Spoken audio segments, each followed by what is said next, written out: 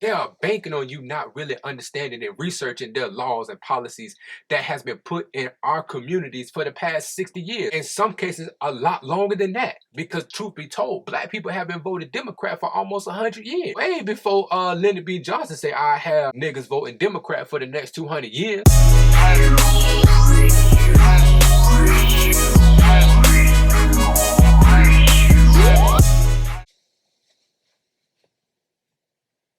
What's up, everybody? This is your boy Tony Henry with Unchained Expressions. This is the day that the Lord has made. Let us all rejoice and be absolutely glad in it. Yes, I said be absolutely glad in it. I have a great one for you today. Oh yeah, your boy got one. I got one that's so good that you're gonna have to feel, you're gonna have to really feel me on this. You have to really feel me on this. Now I know I said I'm not gonna talk too much about politics. However, people still be coming at me. They come at me in my inbox. And here's the thing, these are people who come at me that got my phone number, but they would not call me and have the conversation. They would not call me and say, hey man, come on bro. They would rather go at me on social media instead of picking up the phone and saying, let's have the conversation. We're in election season right now. So I think we had like 7 days left until the election.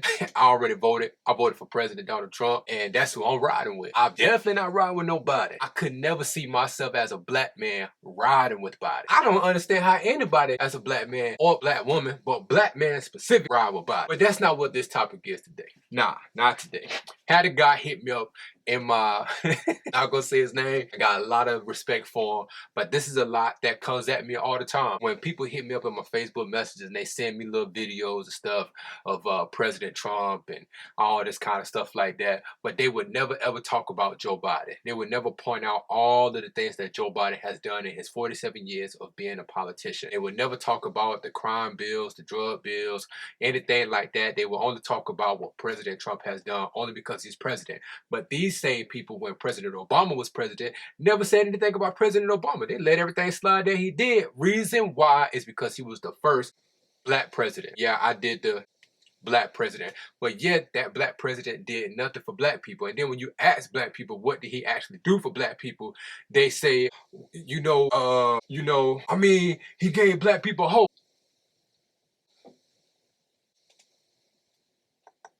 He did what? Oh, okay. All right, cool. What policies did he pass? I mean, I'm just saying, bro, but like, oh, okay. Oh, all right, well, I could tell you what President Trump did. I mean, you had the first black president, but that's neither here nor there, though. That's neither here nor there, though. But this is what it is here. So the guy hit me up, sent me this video, and it was of a guy, a pastor, I believe, who was naming all of this stuff that President Trump didn't do. So I pretty much said, let's talk. Because a lot of those policies was up under Obama. But if you cope it in with what President Trump, then I could see why you would send me something like that, right? But he never really said much because President Trump undid a lot of what President Obama did. He undid a lot of what George Bush did. He undid a lot of what Bill Clinton did. I mean, those was the past three presidents who I would say that has really did a lot of stupidness, especially when it comes to foreign policies and also when it comes to actual American policies. I mean, we had a lot of jobs leave. I mean, we just had crime spike. Nobody did anything about the crime bill, prison reform, none of that. But President Trump did, and he did a lot of it. Like he undid a lot of the stuff that Bill Clinton did and Joe Biden did. Like let's look at it from this perspective. Since we're in this election year with Joe Biden and President Trump, Joe Biden wrote the 1994 crime bill, which has literally locked up, I want to say, thousands upon thousands of black men and women. I'm talking about first-time offenders, drug offenders. If you had marijuana, whatever the case may be, you was getting the mandatory, you was getting the MAC, right? But here's the thing, a lot of his policies that he was banking on or that he was putting in place, he was putting in place all the way back in 1977, 1978. So you have been in charge of writing every crime bill, every drug bill, all the way up to 2008 to the time you became vice president. Now that you are running for president, after you done ran 3 other times and you got nowhere, now that you're running for president this time, now you want to undo everything that you're doing because of the simple fact that the whole world knows that your son is on crack. Or he was on crack. No, he is on crack. And now you want black people to say, oh, Joe Biden, thank you so much. Oh, at least he apologized. After after hundreds of thousands of black people have been locked up. Well, we talking about millions of black babies, children, no fathers in the home, all because of what they did since the 70s. Now just think about this. 64, we had the Civil Rights Act law get passed, they had the voter rights, all of that. That's in 64, 65. Now, 12 years, about a good 10 years, 12 years later, boom, Joe Biden is in office maybe a couple of years later. Boom, after that, I'm talking about we got the drug epidemic, we got prison, I'm talking about we got all these different things. And these was his policies that he authored. Go look it up, go do your research, because I done mine. Then check this out. Now we're in election year. Joe Biden was VP, and not once did anything to undo his 1994 crime bill and all of his other crime bills before the 1994 crime bill and his drug bills. They did nothing. But now all of a sudden you want black people to feel like, oh my gosh, Joe Biden is going to be the one to take us to the promised land. Now we got Trump. Trump gets in office. He told black people straight up. He said, man, listen, education is poor. Your cities are ran down. You have no jobs in your community. You need the help. I've always championed for black people. I've always been around black people. You can go back to Jesse Jackson, Al Sharpton. Heck, I even stood next to Muhammad Ali and Rosa Parks. Got a reward. I've given millions of dollars to Jesse Jackson for the Rainbow Coalition program. Dated black women. I hung around all the rappers and entertainers. I'm that dude. But listen, if you don't give me your vote, I'm still gonna champion for you. I'm still gonna do for you. What the heck you got to lose? At least give me a try. I gave him a try. That was the perfect choice I could make in my life. Because I darn sure wouldn't vote for no Hillary Clinton. Heck no. So what I end up doing? Voting for President Trump. Now we're in this election year, and we sit here like, man, Joe Biden out of all people is the choice to become president. And now you got black people feeling like they have to vote for Joe Biden. Black people don't want to vote for Joe Biden. They know Joe Biden ain't no good. They know Joe Biden ain't gonna do a darn thing for them. But because they have been put in a box to make them feel as if they have no choice because Trump is just so bad that they're going to vote for Joe Biden, even though they know they're not gonna get a darn thing. They're not gonna get not one policy, not one legislation, no nothing, no funding, no nothing. They know, black people know they are screwed with Joe Biden. They know they got a better chance with Trump. They know they do. And when I've talked to a lot of people, especially this guy right here, they know they got a better chance. But here is the biggest issue that a lot of black people have. Man, he just ain't fit to lead. Man, he's just this, man. He's the way he talk, the way he do this. I'm sitting here like, well, I don't care about none of that. Cut the check. Give me opportunity. Put it on paper so that way I can hold you accountable. Here's the thing, a lot of black people, we have just been taking these politicians' words. And that's something that Malcolm X said a long time ago. When you give your vote to somebody who say they're going to do something for you, and then you give them your vote and they don't do nothing for you, man, not only are you a fool, not only are you a political chump, but you are a traitor and a disgrace to your race for being uninformed. Because they are banking on you being uninformed. But it was some things that he pointed out that a lot of people, when they hit me with these videos and all of this stuff like that, they always ask the same questions and they always say the same thing. They never point out anything that President Trump has done good for the black community to make sure that the black community have a winning chance at least building economical success. You know what I'm saying? They never talk about that. They never talk about how we can win economic. You know what I'm saying? Everything is always social. It's always, you know what I'm saying, this black power and you know what I'm saying, we want to be treated equally. Well, in order for you to be treated equally, you got to have an economical base. Hence the reason why every other culture comes in, they build up, they get money, and then they get into politics so that way they can control the narrative of what they want for their community. And that's how you get real equality, by having money. But you got to have money in order to demand. Hence the reason why the 20% of the alphabet, they are literally got way more policies that are benefiting them than black people today. So this guy goes on, I had to get my phone out. And I mean, he went in. This is what some of the things that he said. He said, can we talk about President Trump grabbing women by the... I said, bro, you really seriously asking me a question about President Trump grabbing women by the you know what? Yeah, man, that's just da-da-da-da. I said, man, let me tell you something. I was in high school. I was pretty popular. And I said, it was just some girl that most dudes, they could do that to. You can go up to them, give them a hug, grab them on the booty, and you could do this, you could do that. But you try another lame dude who ain't that popular, try to do the same thing a popular dude do.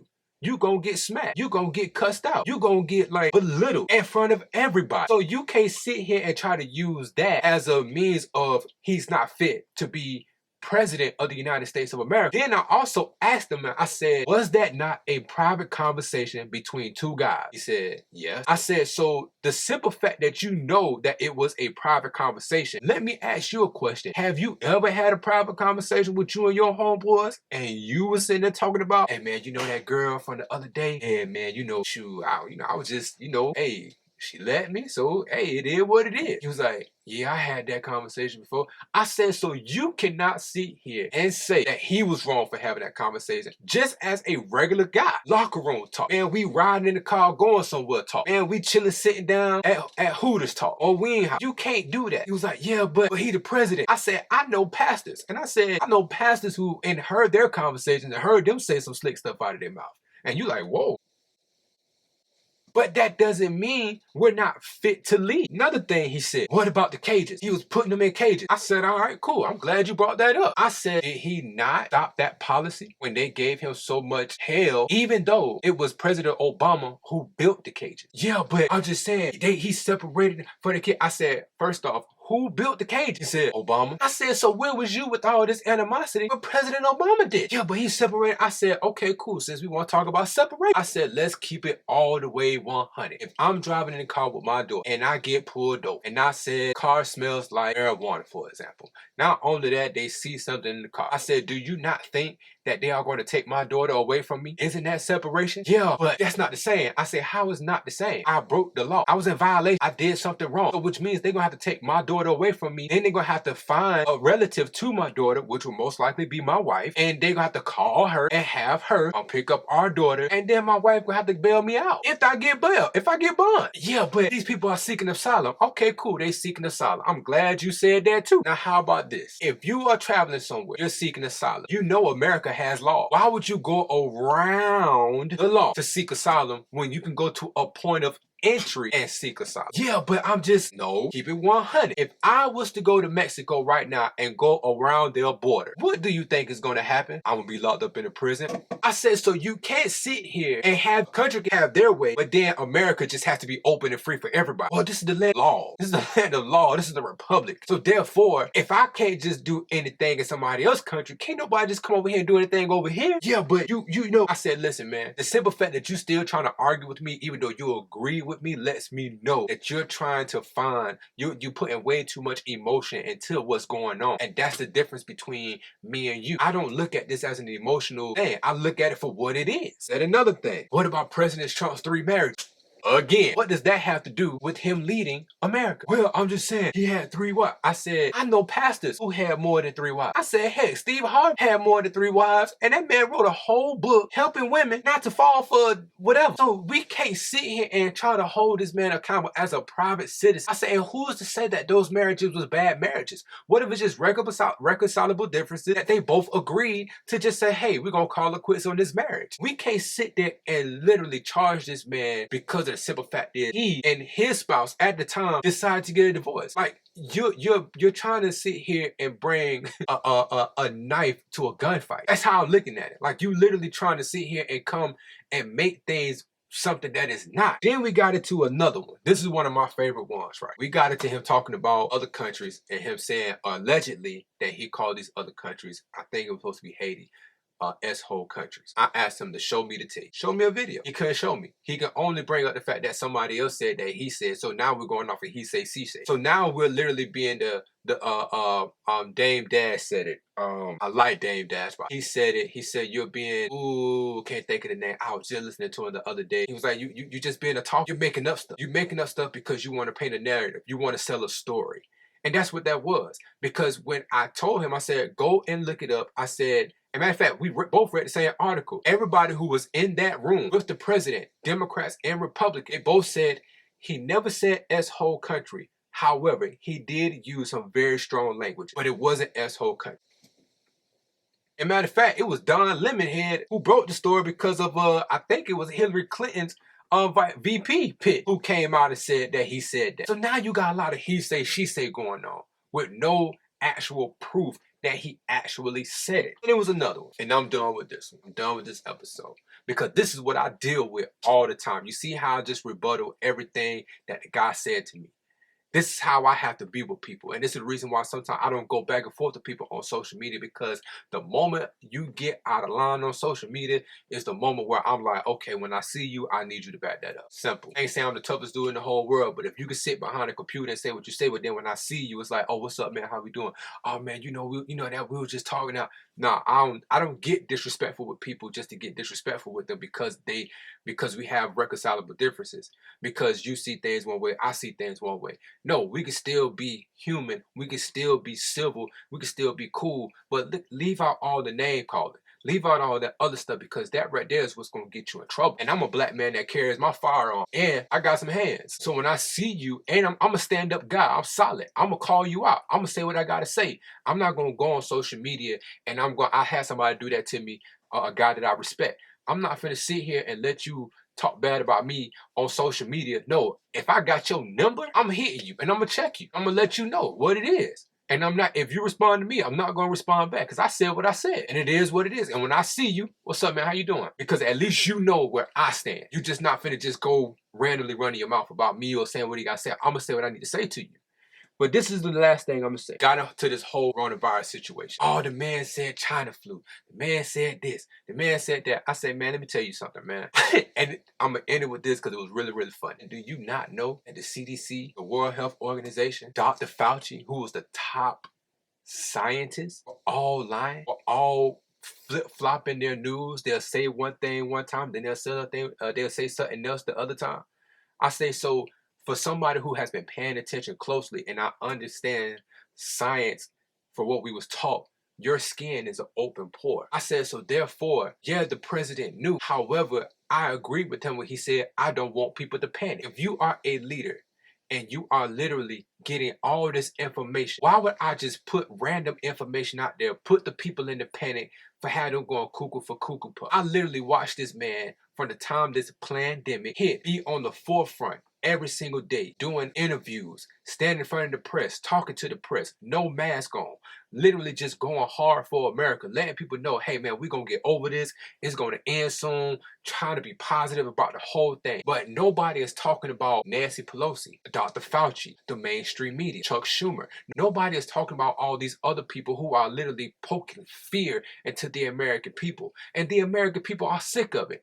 And then I'm gonna tell you this, he saw a doctor, because I'm not gonna say that. He saw a doctor and he asked the doctor, because he got a little rattled with the simple fact that I said that the CDC came out and reported that only 6% out of the 200 plus thousand people that died, only 6% actually died from the actual virus, which came up to about a good 10,000, 11,000 people, right? But nobody is talking about the mortality rate, that even though 99% of people who get the virus, they also recover. We're only talking about the people who get affected. So he asked the doctor, nurse, he said, hey man, I'm a friend on the phone here. And he said, that the virus ain't real and all this kind of stuff like that, which I got on him about, because I never said the virus wasn't real. I just said it was a plan to interrupt this whole year and this election year. But that's another video for another day. He went to the doctor. He said, man, do you think the virus is real? The doctor said, yes, the virus is real. However, they overflew the virus. The doctor said it out of his own mouth. And the doctor ain't even have on no mask. But this is something that we are literally holding on to. So I made this video today because these are the things that I go through as a Trump supporter, as a Republican, as someone who believes in my Lord and Savior Jesus Christ, as somebody who is a black man. And I have to deal with the daily attacks when people hit me up in my messenger, or they look type my name, add my name and little certain stuff. But then they never want to hit me up and have the conversation. I'm literally tell people, man, put me on your platform. Let's talk about it. I guarantee you I will convert more people than you will convert me. And that's just a fact.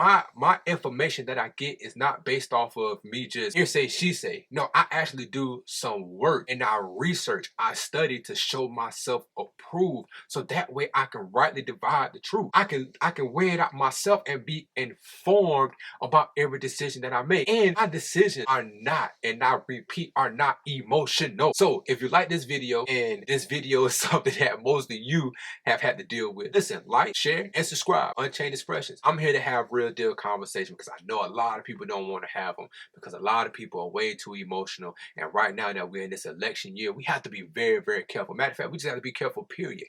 Because one thing I realized, and Malcolm X said it through his speeches that still live on today. He literally told me about the fox and the wolf. He let me know about the liberal, and he let me know about the conservative. He let me know about the Republican. He let me know about the Democrat. He was a very fair guy, and he let me know that I need to be wise in how I choose and let me know my enemy. I can work with my enemy if I know who my enemy is. If my enemy set himself in position, I know who he is. And the simple fact is, while President Trump to me is not an enemy, he is an actual ally. People really need to do their research, and people need to get the emotion up out of it so that way they can make informed decisions.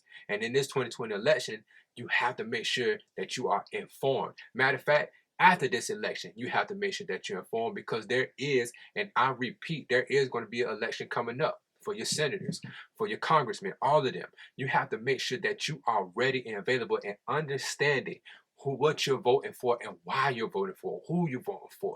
Because I'm gonna tell you right now, I'm a man, I'm voting for American freedom, which means I'm free in America. I can carry my firearm.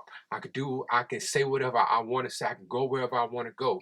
I'm not about big government with raising taxes on the rich, allegedly, but then it turns around and it hurts poor black people or poor minorities and everybody else. No, I'm all about American freedom, the pursuit of happiness, the Constitution. I love the Constitution because the Constitution reminds me of the Bible that I. So, with that being said, Unchained Expressions.